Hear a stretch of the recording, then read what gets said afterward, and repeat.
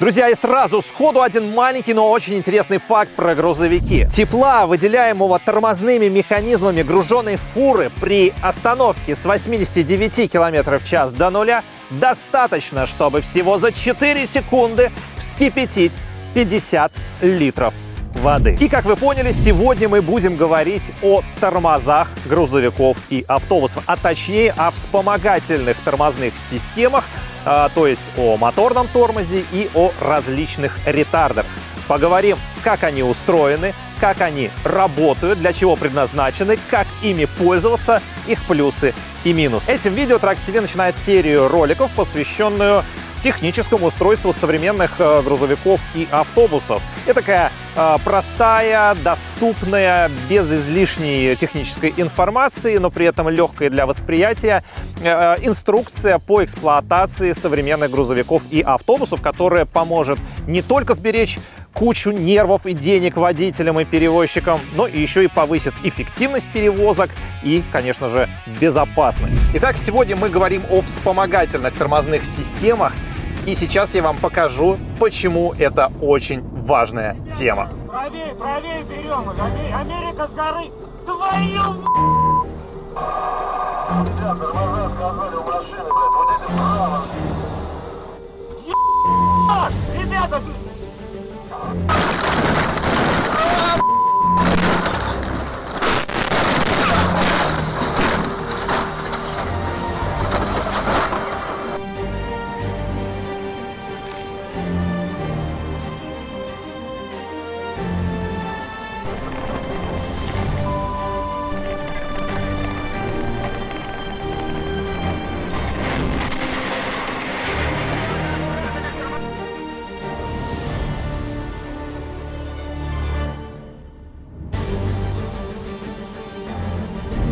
Но, благо, чаще всего вот такое непрофессиональное вождение не приводит к каким-то катастрофическим и фатальным последствиям, но нередко заканчивается кругленьким счетом в автосервисе за ремонт сцепки после подобных заездов. Вот как герой этого видео. Звуковую дорожку я обрезал, потому что она сплошь состоит из обсценной лексики, но кратенько перескажу. Герой, непосредственный участник и оператор, восхищается тем, какой он преодолел сейчас спуск. Спуск был длинный и крутой. И вот он хвастается, до какой температуры раскалил тормозные диски тягача Маны. Судя по всему, у него какая-то бочка была зацеплена. Причем братишка в этот момент, судя по всему, даже не понимал, что могло произойти, потому что вот так раскаленные до красна тормозные диски в какой-то момент просто резко теряют коэффициент трения, и тормозные колодки просто скользят по диску, не замедляя сцепку. Еще буквально чуть-чуть фура могла, например, загореться.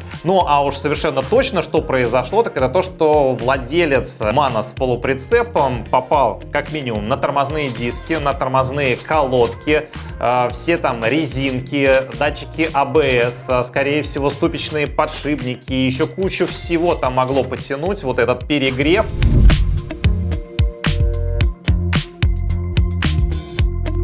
Замечу, что у героев всех вот этих роликов права профессиональной категории С и Е.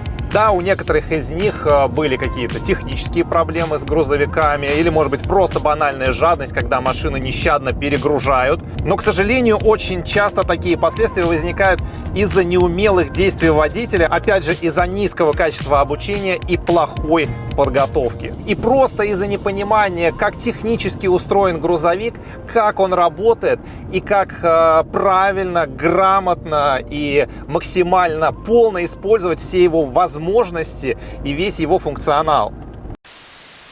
И раз уж мы заговорили о современных грузовиках, то давайте посмотрим, что сейчас предлагается среди новых магистральных тягачей на Авто.ру. И вообще посмотрим, что сейчас есть на рынке. Итак, и первое, что мы видим, это DAF XG.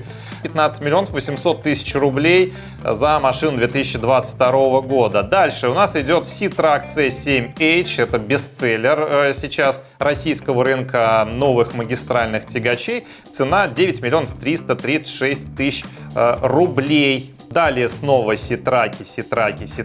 Пожалуйста, вот Scania 2023 года.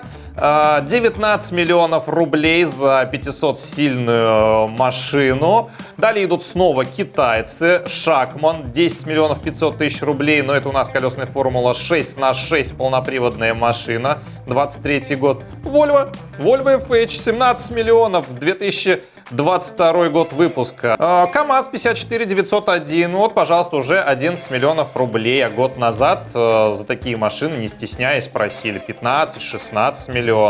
Дальше, вот еще китайцы, Dongfeng, 11 миллионов 22 года выпуска. Ну и вот тоже симпатичный, интересный сидельный тягач Шакман X6000 за 10,5 миллионов рублей. В общем, друзья, ссылочка на Автору традиционно в описании. Проходите, кликайте, а мы едем дальше. Так, давайте я вам сейчас покажу просто даже на примере легкового автомобиля, что такое горы и торможение в горах, торможение на спуске. Мы сейчас находимся в Турции и поднимаемся на достаточно простой перевал. Высота, я не помню, даже километра, наверное, нет. Сейчас вот как раз мы перевалимся и начнется спуск. Спуск, если верить знакам, 7%. И спуск будет 3 километра. То есть это такой лайтовый спуск для горной местности. Итак, смотрите. Сейчас скорость 65 км в час. Вот она падает. Я сбросил скорость. Это 5-я передача. И, друзья, обратите внимание, даже вот этот автомобиль, который весит, казалось бы, какие-то смешные совершенно по сравнению с фурами. Конечно же, там тонна 200, наверное. Я даже, честно говоря, не знаю. Ну, приблизительно. И смотрите, как машина стремительно набирает ход. Еще раз оговоримся, что это не такой уж крутой спуск, но при этом машина очень активно разгоняется. Среднестатистический водитель легковушки в данной ситуации просто будет нажимать на тормоз. Вот он до 80 сбросил, машина снова начинает разгоняться, он опять нажимает педаль тормоза, осаживая машину. Но, как минимум, нужно использовать торможением двигателя. В данном случае мы переходим на 4-ю передачу, но этого маловато. Машина все равно разгоняется. Чуть-чуть подтормаживаем педалью тормоза. Это сейчас не урок, я не пытаюсь научить вас тормозить. Обороты 3500, 3-я передача, и машина уже зафиксировала скорость. Вы видите, да? 82-83 км в час. Даже на легковой машине нужно использовать торможение двигателем. О грузовиках и автобусах и говорить нечего. И чтобы облегчить управление грузовиками и автобусами в таких условиях, в такой местности, производители придумали ряд вспомогательных тормозных систем. И для начала хочу сказать, что за все время существования грузовиков и автобусов было придумано множество различных систем, которые помогают основной рабочей тормозной системе осаживать, собственно, грузовик или автобус. Но самые распространенные в современных грузовиках и автобусах сейчас является всего лишь 3. Первое — это моторный тормоз. Чуть реже встречается гидродинамическая вспомогательная тормозная система, которая известна под названием просто ретардер или интардер. О различиях чуть позже поговорим. И третий — это электромагнитный ретардер, он же Тельма. Но начнем с самого популярного и распространенного — это моторный тормоз. Моторные тормоза тоже бывают разные. И самые распространенные, которые чаще всего, например, встречаются на японских грузовиках, это моторный тормоз, который выполнен всего лишь в виде одной единственной заслонки на выпускном тракте. Работает это все следующим образом. При активации моторного тормоза он активируется чаще всего рычажком на рулевой колонке. Может работать как просто с рычажка, а может активироваться в автоматическом режиме, когда вы нажимаете педаль тормоза, то есть педаль рабочей тормозной системы, у вас одновременно с этим захлопывается заслонка на выпуске, прекращается подача топлива, и цилиндры в двигателе начинают работать в режиме компрессора, то есть просто гоняют воздух без такта рабочего хода. Система простая, дешевая и, как вы понимаете, малоэффективная. Тормозной момент развивает очень скромный, поэтому она не подходит для горной местности, для тяжелых грузовиков. Поэтому следующий моторный тормоз, который все-таки чаще остальных встречается на грузовиках, это декомпрессионный моторный тормоз или Jake Brake. Он был изобретен в Америке, начал устанавливаться на грузовые двигатели в 60-х годах прошлого столетия, и принцип его работы заключается в...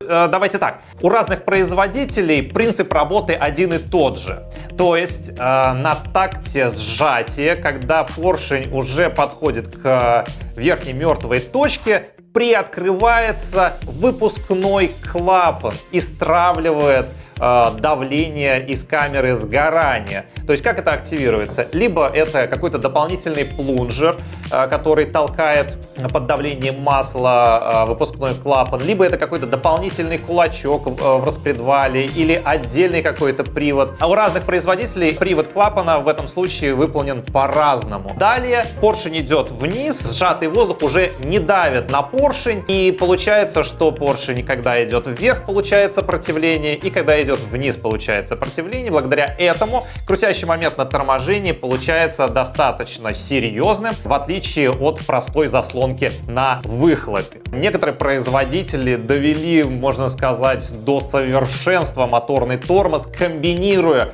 заслонку на выпуске и декомпрессионный тормоз с изменением фаз газораспределения, например, как это сделала компания Volvo Trucks. Они сначала сделали свой фирменный вот этот моторный тормоз Web, потом Web Plus, где благодаря вот этой заслонке и хитрому изменению фаз газораспределения происходит перераспределение вот этого повышенного давления между цилиндрами, и каждый горшочек работает всегда под нагрузкой и выдает внушительный крутящий момент на торможение. На данный момент вольвовский моторный тормоз является одним из самых лучших, но не дотягивает до следующей. Речь идет о гидродинамическом ретардере. В мире два лидера, которые производят вот эту систему, это компания Voith и Conrad Fabric. CF. CF запатентовала свою систему, которую она интегрировала в свои же коробки передач. И благодаря тому, что они ввинтили свой ретардер